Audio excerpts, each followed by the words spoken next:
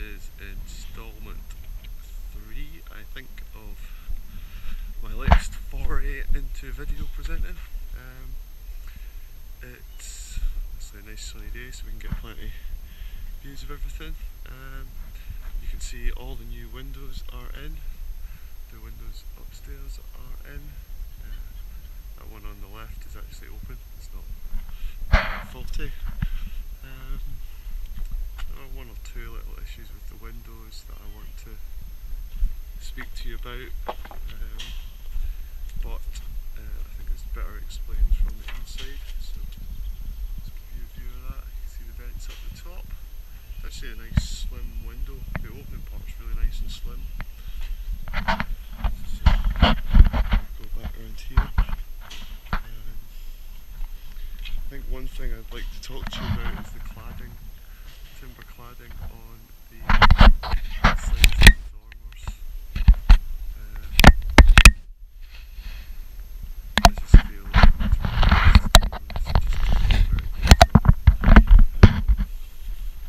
it's so we just go around the back. Obviously no real change on the table apart from the old cell vent pipe where the bathroom used to be, it's now been removed. Around the back, still a bit of debris in the garden. Tommy was asking, all this rubble here is really what's come out of taking the wall down. There's a lot of big old stones within this. I was just wondering if you want separated to maybe use for some walling around the edges. It's quite a lot to dispose of otherwise. It's something really to have to think about if you plan to do anything like that. Over here, the windows are in, and onto the timber. So you guys have clad all of this in timber, looks really nice. Just a bit of a better shot for you. It's really nice timber. I have boxed out completely where the water filter is. I think it's a bit tidier like that actually. Yeah, they're actually going to cut a small door into here so you can open it like a hatch. You can see some more of the windows, nice concrete sills, barge boards are all painted, timber work is all screwed in place. Again, the big timber window. Sorry about the camera angle, it's to try and get a better view of things for you. So round to neighbour's garden. This is the little slot where your gas bottles are going to go. Tommy's asking for a little bit of wall. It's very trickily kind of right on the boundary line, so I've told him to leave it because just looking at it, I'm not even sure if it's on the land, that bit of wall. But I mean, the timber work looks really nice. I can get a close up maybe for you to see it. Get a sort of idea of how it looks close up. There's obviously still need to go on the outside, but yeah, good progress. So I think from here, we'll just start and go inside. So just looking at the front, Aga's still there, garden still needs a bit of clearing work. So this is going inside. See your distribution board there. One of the new windows internally. And then coming into your hallway space. This space is broadly the same. Socket boxes going in. We'll go through to the living room first. So Tommy's been working away at creating the space for the fireplace. Looks really good. It's really just sourced a piece of timber, so need to go to the salvage yard and have a look and get back to everyone, see if we can find something there. Otherwise, this room is very similar. Have the new window in.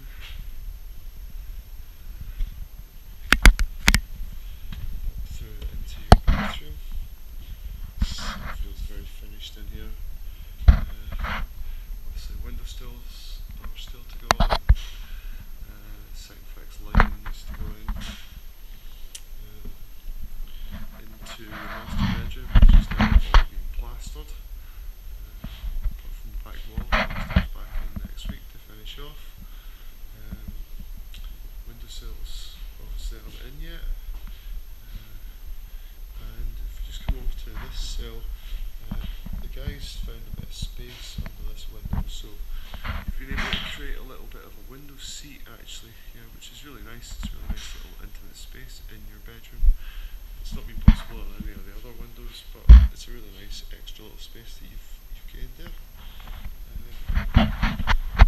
If we can go down through now into main space. Hopefully the wide camera view will help here.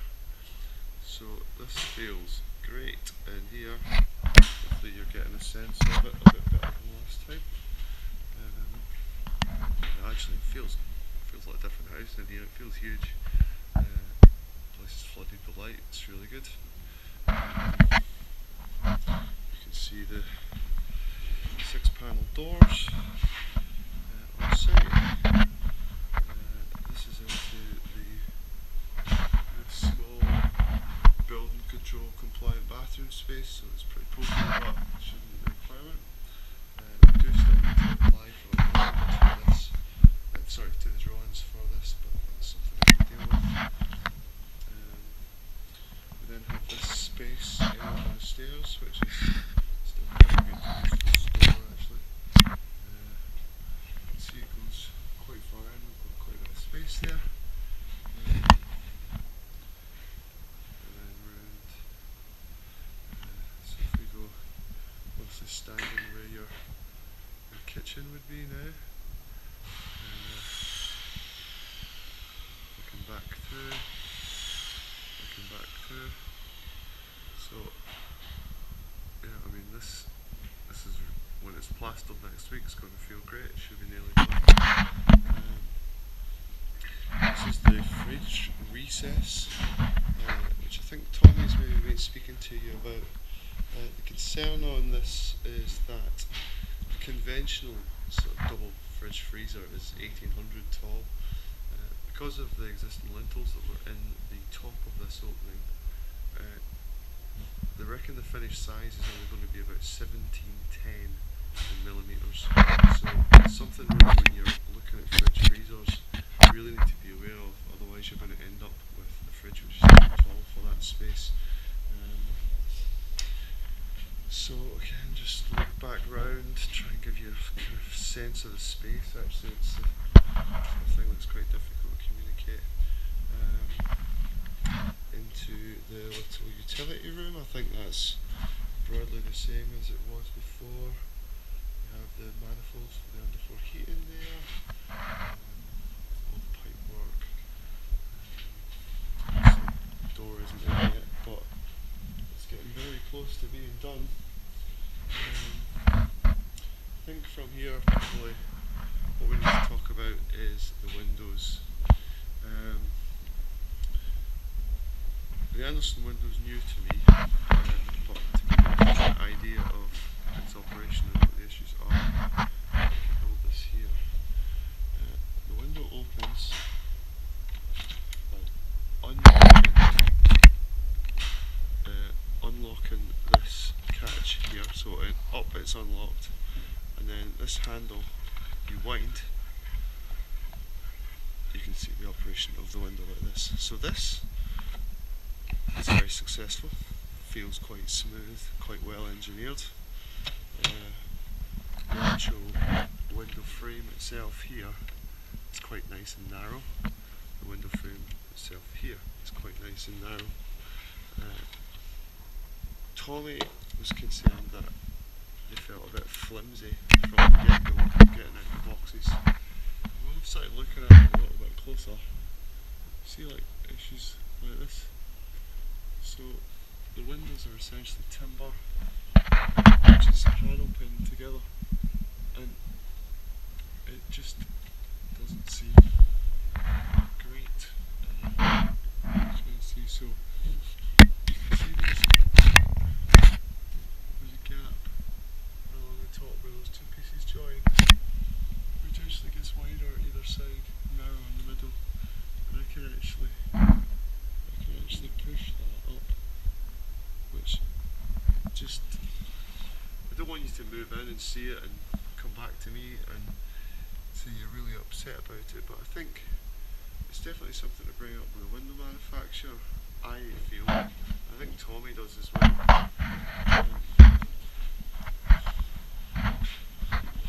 So if we go upstairs, which just feels a lot more complete.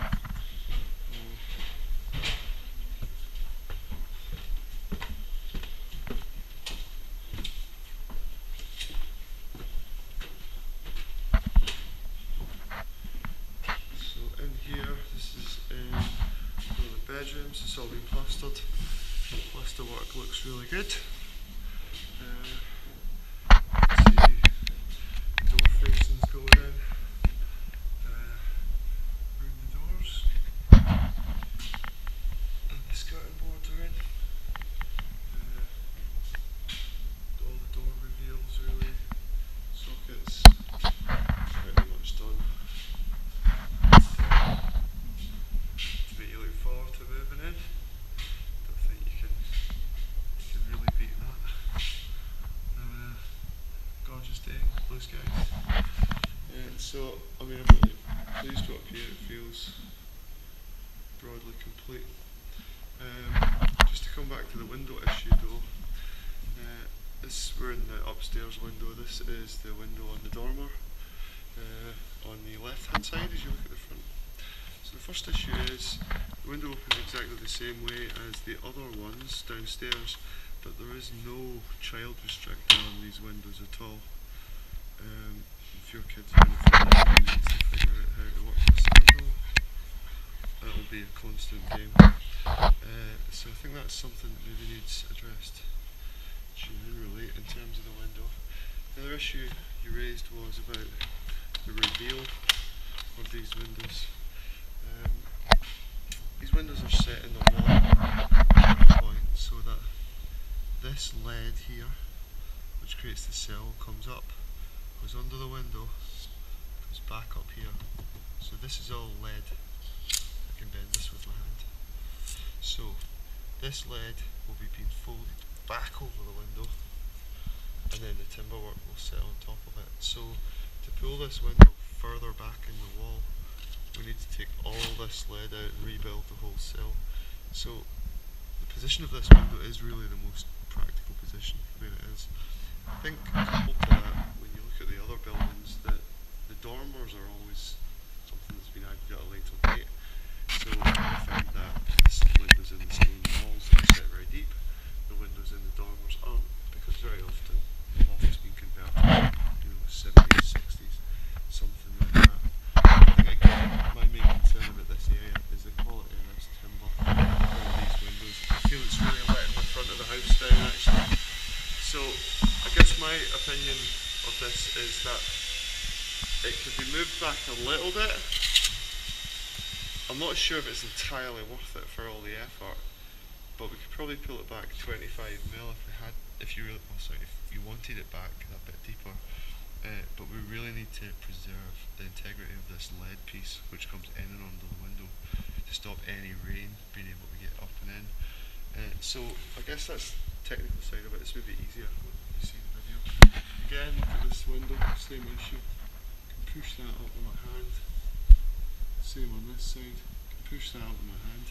Tommy tells me when he looked at it, it's really the timber which is sort of panel pinned together. They were going to start pinning them up, but sensibly decided not to until they'd spoke to us about it. It's definitely, I don't know the windows were that cheap, so. think something should be said about it. Tommy's working in here, he's putting up the wood panelling in the hallway. Looks nice. Moving into a small bathroom shortly. It is all plastered inside though. Just really got to do the boxing out for the soil vent pipe, which is what that white flexi machine is. Into this other bedroom again. Feels pretty much finished. Smells like a finished bit in here. We've just really got round the windows to do. Tommy'd been leaving this, I think, until we knew what we were going to do about where the window was set. Again, you can see the same issue with the base here. It's really been set to allow for this bit of lead to be folded up over the window, and then the timber sill piece sat on top to hold that in place, so it creates this nice weather-tight seal at the base of the window. Let's just look at this window. This one doesn't seem as no. I can see a bit of filler in there. Maybe got like half a millimetre movement on that one. So, in terms of the depth of the windows, I think it should probably stay where it is. In terms of the actual quality of the window, it's touchable. I need you to have a think about it. I think probably give Bob a call, Bob Heller, see what he's got to say about it. I mean, I can't imagine they produce, somebody's not said this to them before, so really happy with what I'm seeing. There's not really been any issues. I think the main thing is getting to the salvage yard, probably on Friday. Tommy reckons if I can find something there for the mantelpiece, then he can probably pick it up at the weekend, get it back up to site next week. So I think I'll head over, see what I can do, drop you maybe an email of some pictures of a couple of things, and take it from there. Yeah,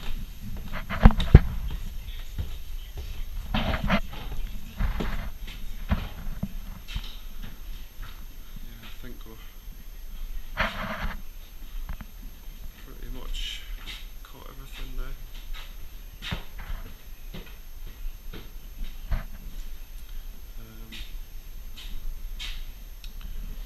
Just have a quick final look in your new kitchen, because it's so nice. See if you can get a feel for what it might look like.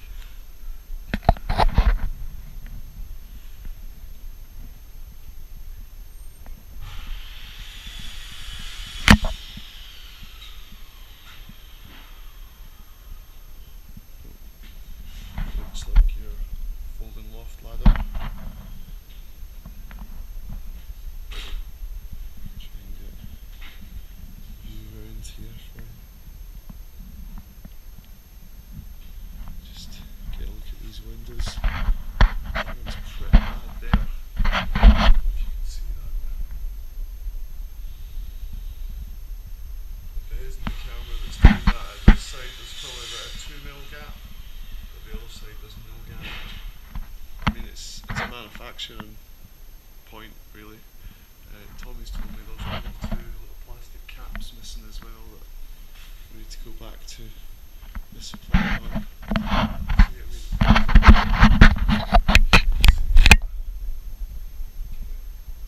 tapers, gets close, then tapers again.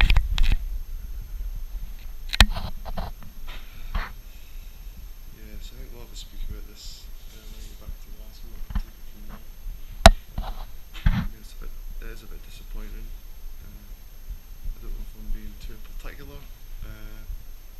Whether I'm sure they'll probably just come back and say it just needs a bit of white filler. You know, it's a bit annoying. Just give a sort of shot of the skirt and face for you. It's quite nice, oak board. You can see.